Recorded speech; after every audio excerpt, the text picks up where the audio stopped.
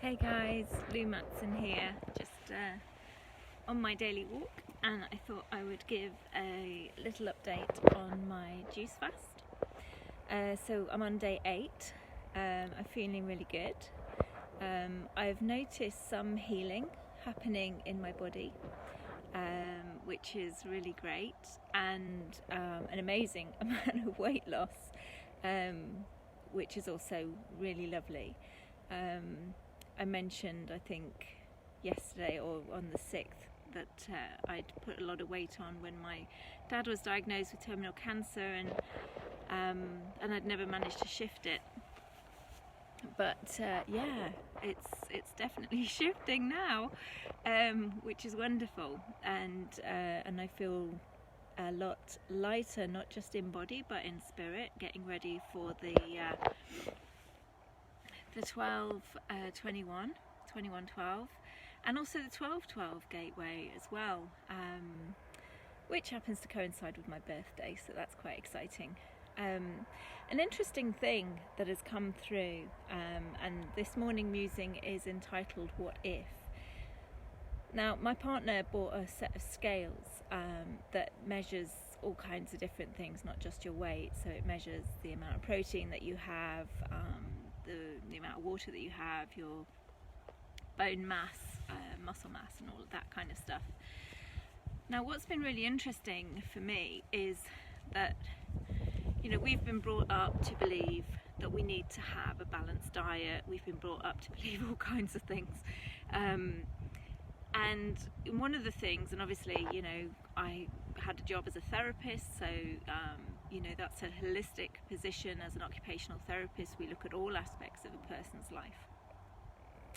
And nutrition and, you know, lifestyle choices and things is a major aspect of that.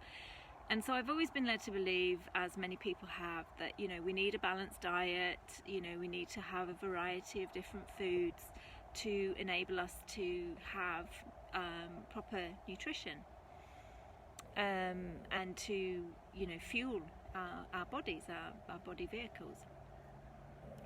Now, one thing that's really interesting is that I never really questioned it. I didn't have any need to question it before, because, you know, people with letters after their name, certificates on the wall, written lots and lots of books, studied for many years, you know, experts in their field, had done a lot of research and had come up with these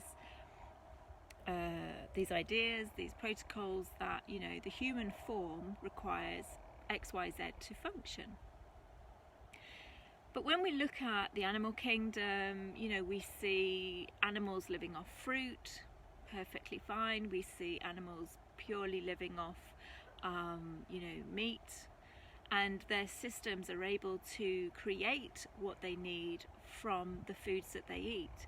So, you know, it kind of shows that if you're putting the right fuel in, your body is going to do the rest, because the body vehicle is an amazing thing, absolutely incredible piece of organic engineering, if you like. So one of the interesting things that's really kind of like surprised me, I guess, on this is when I've been on these scales, I've noticed that over the last 7 days, and I've been weighing myself each day, my level of protein has been increasing. Now, I have been on a balanced diet. I have eaten a good whole food diet, healthy diet, vegetarian stroke vegan for the last 2 years, well, vegan pretty much for the last year and a half. You know, balanced diet, you know, cut out wheat, cut out dairy, cut out sugar. So you would think that my protein levels and everything like that were pretty good. But I was actually under what was supposedly normal for a person of my age and weight and height and stuff. But on this juice fast, where I've been consuming only orange juice, and with the occasional apple and carrot, because orange juice in the evening just makes me feel sick, my protein level has gone up. So that led me to believe, okay, that led me to start thinking and start questioning this kind of this narrative that I've just taken as truth. What if? What if actually, you know, this idea of we need to eat protein, we need to eat carbs, we need to eat this, that and the other to fuel ourselves is actually incorrect? And what if there is you know, the truth is actually that you need to fuel your body with a natural form of glucose, and within your body, the cells within your body will transform that into all of the aspects that you need to function, create muscle and things like that. Now, I'm just throwing this out there. This is just a question that I've been pondering, contemplating yesterday and today, because I have had the evidence on the scales show me that my protein level has been significantly increasing since I've stopped eating a so-called balanced diet and have merely been providing my body with fruit juice, with the occasional bit of carrot juice. So what if this narrative that we've been led to believe, because people with letters behind their names and certificates on the wall, and, you know, who've done the research, who've trained and, you know, read the books, what if that's not actually true? And if that's not actually true, what about everything else? There was an interesting, I had a meeting on Zoom last night, for the shamanic group that I'm in, and I think it was Black Elk who said that the only truth that we have is what we experience ourselves. That is the only truth. That's my truth, and what you experience for yourself is your truth. And that's very true with regards to shamanic work. You know, you can have 10 different shamans going and doing the same journey, and they'll come up with completely different experiences. And so, you know, if truth is based on our own experience, then, you know, all of these things that we have been taught, and, you know, I mean, my work is predominantly about clearing the old programming and the belief systems and things like that that are not resonant with our own truth. All of these things that, you know, we have been taught as absolute truth. You know, from everything from the history books to science and technology to, you know, how to fuel ourselves, how to be healthy. What if none of that is true? So for me, it really is allowing me to kind of really open up the doors of questioning everything. Now, that's something that I've been doing since I was incarnated anyway. You know, my mum and dad used to buy me the Tell Me Why books, because I would always be going, why is that? But, you know, I'm just throwing it out there, you know, about allowing yourself to be open to the fact that what we have been brought up to believe as truth, absolute truth, history, you know, the way things are, the way things have been, isn't actually the case at all.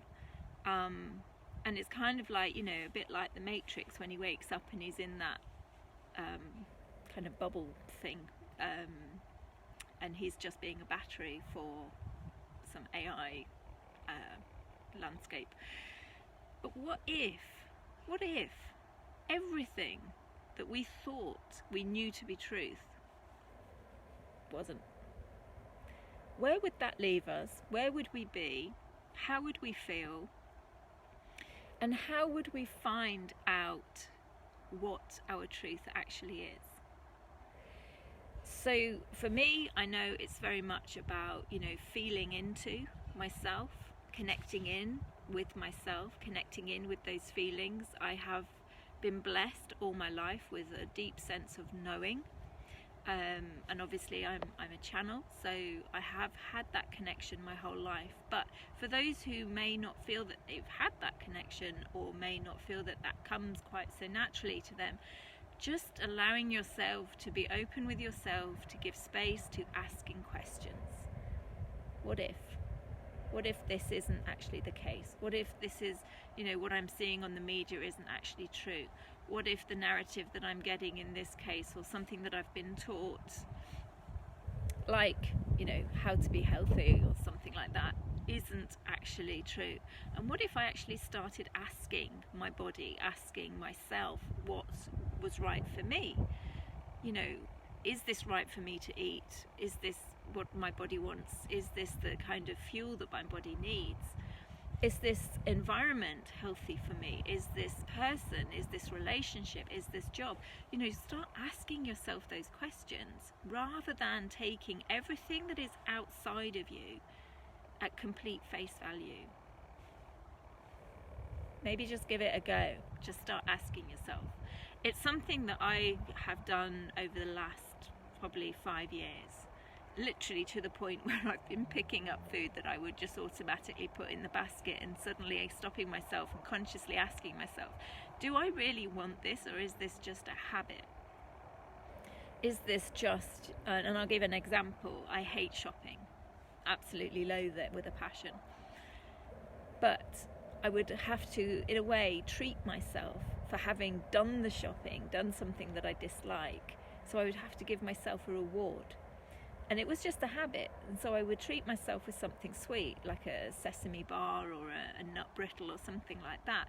And I found myself one day putting it in the basket, and I suddenly stopped and said, well, okay, body, is this something that I actually, body consciousness, that's how I communicate with myself, is this something that I actually want or need? And the body went, no.